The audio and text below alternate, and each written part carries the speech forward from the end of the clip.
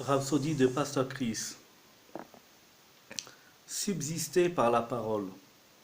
Jésus répondit, il est écrit, l'homme ne vivra pas de pain seulement, mais de toute parole qui sort de la bouche de Dieu. Matthieu 4, verset 4. De tout ce que Dieu a créé sur la terre, seul l'homme a été fait un être, esprit.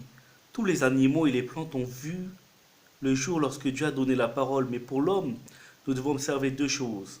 Tout d'abord, Genèse 1, verset 26 dit que Dieu créa l'homme à son image et à sa ressemblance. Puis Genèse 2, verset 7 dit qu'il forma l'homme de la poussière de la terre. L'homme qu'il avait déjà créé. Les deux expressions soulignées sont différentes, mais elles révèlent toutes deux le dessein de Dieu, son plan et sa vision pour l'homme. L'homme que Dieu a créé, c'était l'esprit humain. C'est après cela qu'il a formé son corps à partir de la poussière de la terre. Ensuite, la Bible dit, il insuffla dans ses narines le souffle de vie. C'est alors qu'il introduisit l'homme esprit qu'il avait créé dans le corps physique de l'homme qu'il avait formé, et l'homme est devenu une âme vivante. Genèse 2, verset 7. C'est ce qui rend l'homme différent de tous les autres animaux. Vous êtes tout d'abord un être esprit. Vous n'êtes pas un corps physique. Et la véritable nourriture de l'esprit humain est la parole de Dieu.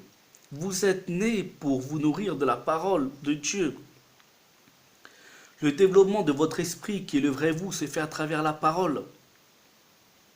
C'est pour cette même raison que Jésus a dit, l'homme ne vivra pas de pain seulement, mais de toute parole de Dieu. Luc 4, verset 4. Votre subsistance est par la parole, puisque vous êtes la progéniture de la parole. 1 Pierre 1, verset 23 dit, puisque vous avez été régénérés, non par une semence corruptible, mais par une semence incorruptible, par la parole vivante et permanente de Dieu. Tout dans la vie est soutenu par sa source. Et votre source ou origine est la parole. Si vous voulez donc exceller, vous maintenir dans la vie transcendante, vous devez vous donner entièrement à la parole. La vie que nous avons en Christ est une vie de grande gloire et de prospérité. Mais c'est une vie qu'on vit dans la parole et par la parole. Prière. Précieux Père, merci pour ta parole vivante, qui est ma joie. Je suis nourri et édifié alors que je médite sur la parole aujourd'hui. Ma vie est embellie et mon esprit fortifié pour prendre possession de ta volonté parfaite et y marcher.